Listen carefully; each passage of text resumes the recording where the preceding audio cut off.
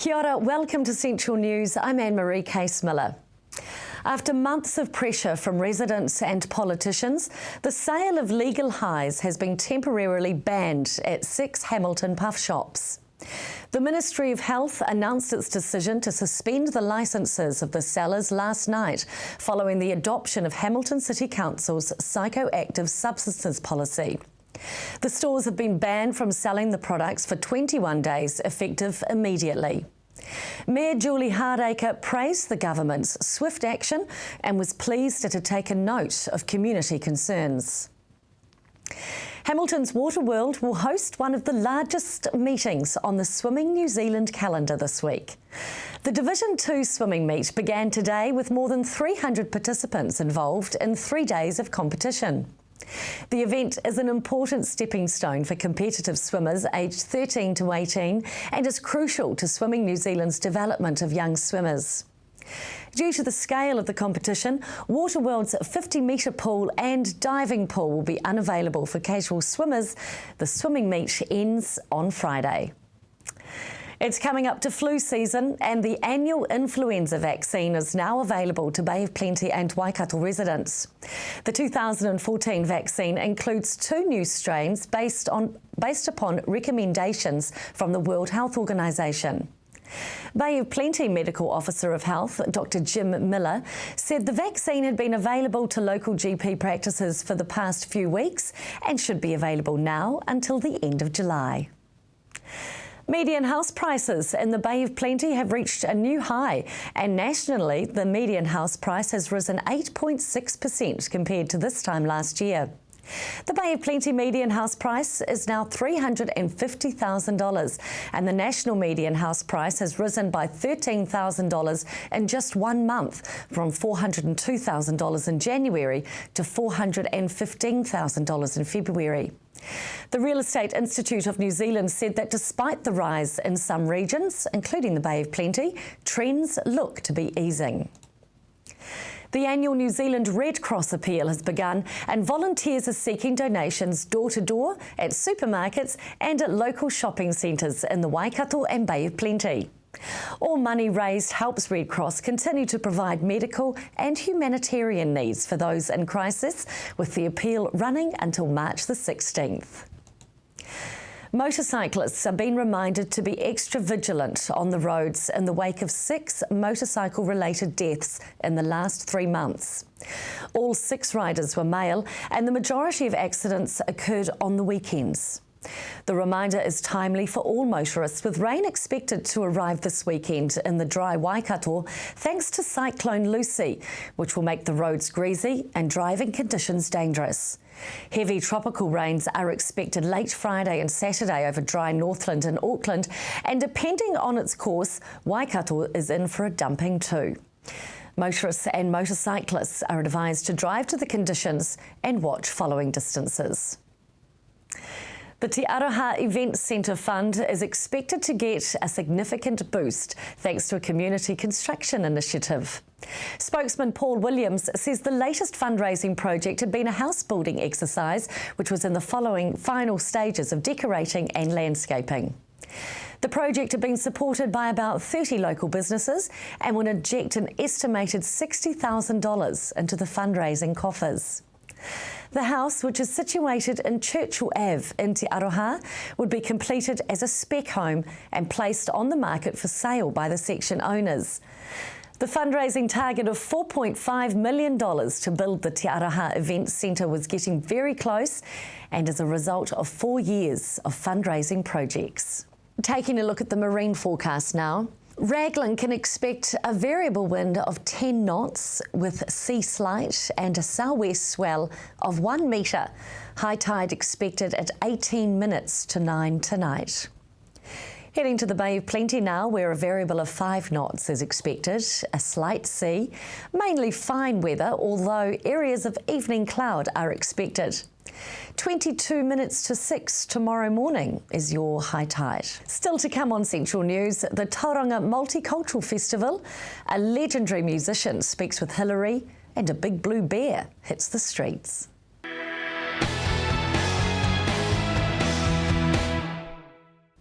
Welcome back to Central News. Tauranga City Council had a bit of a shake-up in the last election with 7 new members elected. With the year well and truly underway, Hillary caught up with Mayor Stuart Crosby to see how everyone was settling in. Oh look, it's been incredibly busy from October 13th, straight day after the election. We're busy working, so they've had a large number of briefings, 7 new ones, 7 out of 10. It's a huge job for them to walk off the street into this environment. So they've been very keen, very enthusiastic, really working incredibly hard. There is no time to learn in this business. You've got to simply get on and do it. And working out well, but most importantly for me, there's a very good culture within this group. And so we've been able to make some very, very challenging decisions, the Route K one, for example, in a very, very good, disciplined atmosphere of debate that was not happening before. How would you describe the culture of this new council? It's one of respect, respect for each other and respect for our Chief Executive, Senior Management team, and also respect for our community. So we've actually set up a whole new committee of council called Community Engagement, because I think the city has lost that a little bit over the last 6 years. We've been so focused on getting through the recession and infrastructure. We've forgot what we call about the soft infrastructure, and that relates to people and their activities. So we want to go to them and to their places and to their suburbs and have conversations with them. You're currently deliberating on the annual plan. Will there be any major changes? Well, at the moment, on the 14th of March, we'll adopt it for consultation. We'll get some feedback. There are some challenges in there. One, the rate requirement and the proposed flood levy. I think everything else is very much business as usual. So there will be some topical debate. Cutting the mobile library, I think, will generate some issues. The Greaton Library, letting the grass grow a bit longer before we cut it, some levels of service, hopefully will generate debate, because that's what it's all about. What is happening with the Phoenix car park? The Phoenix car park, we're currently consulting on it in terms of its future. Should it remain as fully as a sealed car park? Should it be in what we call an urban green space? Should it be half and half? So we're getting some great feedback. I've been out there listening to the people, and you get a wide series of views on its future. To leave it alone to turn into green space. What are the latest developments on the CBD and the waterfront upgrade? With regard to the waterfront, again, because of our debt issues, we may just slow that down a little bit. We'll continue to do some minor works. Our big goal at the moment is to get the university campus over the line, so we should know by March, April about that. We're in discussions with another operator for an international hotel to be based here in Tauranga City, and we know there's a lot of redevelopment about to happen in our CBD, some of it driven by the new earthquake standards in particular, and some of the larger companies wanting to come back into the CBD. So, 3 or 4 or 5 years' time, you'll see a totally different Tauranga CBD to what you see now. Will you as a council support some of those building owners with the new earthquake standards? We're going to have a conversation, particularly with the building owners, around that, because it's very difficult for them. Some of them may have debt already, and this will add more debt to that particular building. Then does it become economically viable? My view is we'll talk to people like the Property Council and the actual owners. A number of them are absentee owners, to say what can we do to assist you through that process. To find out more about anything to do with the council, you can visit their website tauranga.gov.nz. Don't be surprised if you see a big blue bear on the streets in your town this month. He's the face of Plunket's fundraiser, the Bear Hug Appeal. Waikato Area Manager for Plunket, Sue Hardley, spoke with me recently about bear hugs and the need for volunteers. So when I think of a bear hug, I think of big arms wrapped around me and feeling safe. Is this the concept behind the Plunket fundraising Bear Hug Appeal? It most definitely is, and as you said that, I actually was thinking about my own feelings of that kind of thing with my great-grandfather actually, and he was a very big man, and that feeling of safety, putting a safety net around our families, our children. And as you mentioned earlier, our most vulnerable children is really important. You're going to have lots of people out on the streets fundraising for Plunket, wearing those ears? Oh, wearing the ears and doing a lot of different activities. We have a bike ride on the Hauraki bike ride. We've teddy bears picnics, there's going to be a lot of variety of ways that people will be fundraising. All our BNZ stores will be collecting. They're our major sponsor, along with the Chiefs rugby team, that they also sponsor. So. And all the funds raised stay locally, which is fantastic because Plunket provides a lot of support. You've got your car seat services, of course, the parent support groups, your toy libraries. The funds that you do raise must be stretched quite thinly. They are. We're very good at stretching $1 to get $5 worth of value out of it. And our volunteers work very, very hard. Tell me about your volunteers. How important are they to Plunket? Oh, our volunteers are absolutely crucial to Plunket. They actually form the direction that Plunket takes. We're volunteer owned and community driven. So yes, they make sure we have our services in our communities. What types of support do they provide? They provide support in phoning parents, engaging parents with the services we have, networking in their own communities, looking at how different organisations can work together to support families. And you've got a baby gear sale happening in Hamilton as part of your fundraising. Yes, we do, and that's getting more popular and more popular. The Hamilton branch hold that at the Bridge Club that's next to the Plunket Rooms in Richmond Street, and they have stalls where parents can on-sell equipment, baby equipment, car seats. Car seats are checked by our car seat technicians, so they are current, and obviously baby clothes. I might have to clear out my cupboards, I think. You've got a lot of baby gear. Yeah. So thanks for coming in and all the best for the March fundraising. Thank you very much. If you'd like to become involved with volunteering for Plunket, go to plunket.org.nz. Still to come on Central News, we find out about the Multicultural Festival in Tauranga. And up next, speak with a talented musician who played with Paul McCartney and Wings.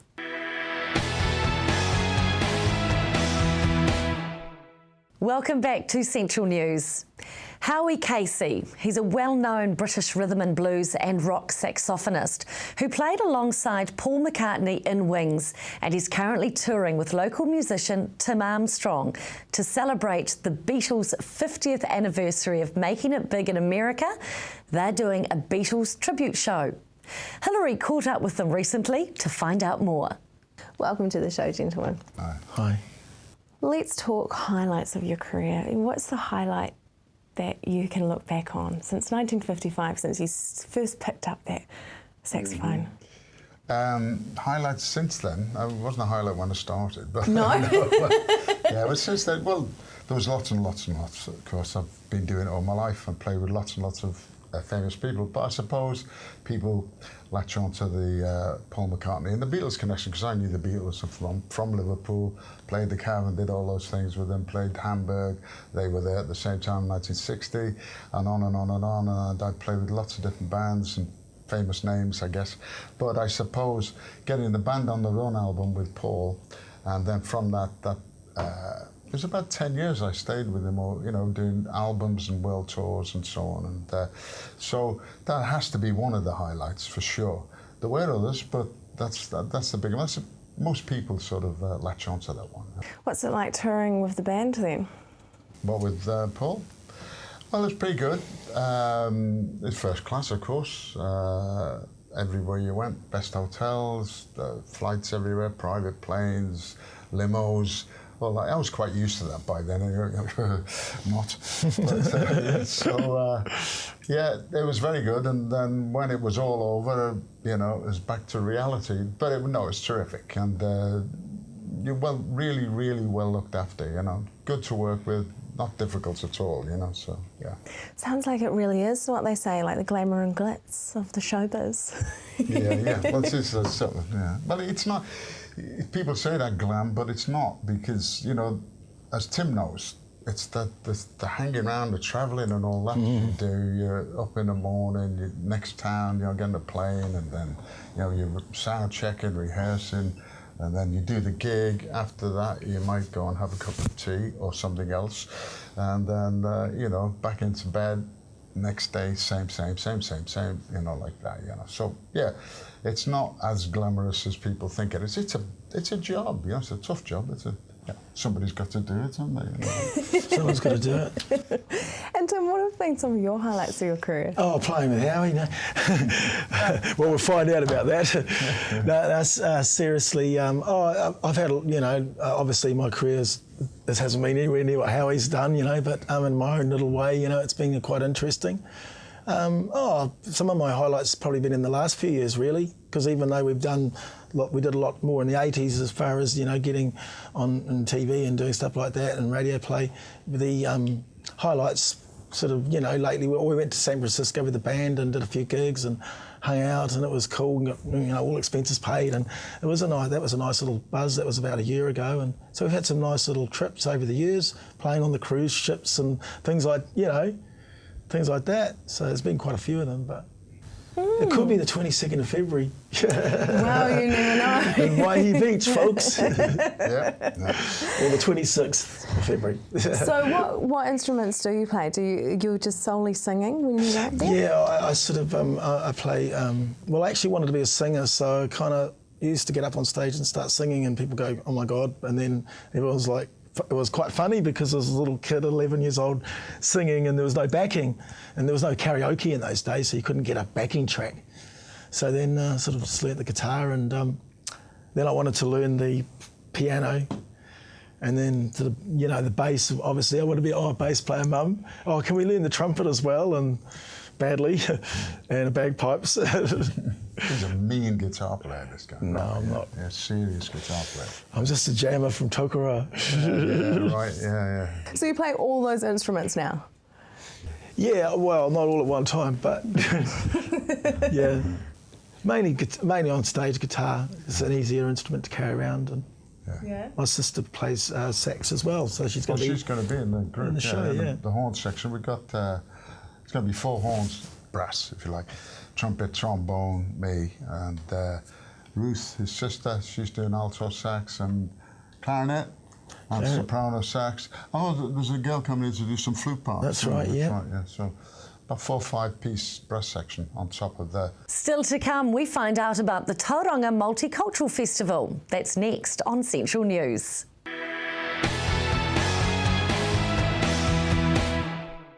Welcome back to Central News. Since 2006, the number of Asian people living in the Bay of Plenty region has almost doubled, proving the Bay is definitely becoming more multicultural. But it wasn't always this way, and 20 years ago there was a Filipino woman who saw the need to establish a group to create a collective voice. I really feel there was a need at the time because I can say that new migrants have nowhere to go, and there should be a service catering to their needs, and also when they have issues like when they are a bit lonely and trying to meet up with their fellow new arrivals, then they can go to the Ethnic Council office. You started 20 years ago. Have you seen a change in attitudes? Yes, a big change, especially when you come on board. And because before, the Kiwis was a bit lukewarm, I can say lukewarm, because they were not sure. And they regard the migrants as trying to get the jobs. That is one thing. And now they are more welcoming, they are more accepting, and they are more really willing to embrace the new group of people. How has the diversity changed in Tauranga over those last 20 years? That again is big, I think, really. Before, the first one that I have contacted mostly were Indians. But now we have like the Polish, the Italians, Russians, Bangladesh, a variety. I cannot name all of them because it is in the office. What kind of services do you offer to people who are new to the city or new to New Zealand? Lots of services. We've got language classes for newcomers, and this is specifically for people who don't have residency yet, so they don't qualify for the free language classes. We've got Justice of the Peace, which actually Nina comes every week. We've got also immigration advisor we're going to start soon, but also have got a legal advisor once a month. Our very important service for the community is Newcomers Network. This is a group where people come every Wednesday for coffee and chat, and there's a chance for migrants to meet each other and make new friends. Why do you think it is important that we encourage and accept a multicultural city? Well, if we have such a variety of people coming from different countries, this is quite obvious. They are all different. They've got different culture, different way of leading their life. They come with different history from their countries, where things were done maybe different way. So when they're coming here, it's very, very important for them to learn about how things are done here, and also learn about each other. Quite often there is also a problem with language, because either they come without knowing English at all, or very poor. And for that, actually provide another service, which is BOPIS, which is Bay of Plenty Interpreting Service, which is our additional organization business, actually, where we have to charge, but we train the interpreters so they qualify it now. So that's another thing what we do to provide job opportunities, qualifications for our migrants. The Tauranga Multicultural Festival is on Saturday the 15th of March at 10 a.m. to 4 p.m. at the Historic Village in Tauranga. There'll be a costume parade and free bus service thanks to Bay Hopper. Let's take a look at the weather at your place now. For the Waikato, there'll be morning low cloud or fog, then fine with light winds and a high of 27 degrees. Pāroa, fine with isolated afternoon showers and a high of 25. Matamata, Te Awamutu and Tokoroa all expecting the same. Highs of 27 for Te Awamutu, and Tokoroa you have 23 degrees. Heading to the Bay of Plenty now, where Tauranga can expect a little drizzle in the morning, then fine weather and a high of 23 degrees. Te Puke, chance of morning drizzle, then fine weather and maybe the odd afternoon shower, a high of 22 degrees expected. That's Central News for today. Make sure you like our Facebook page. We love to hear from you. And make sure you let us know about news and events in your part of the region. Thanks for joining me. I'll see you tomorrow night. I'm Anne-Marie Case-Miller. Ka kite anō.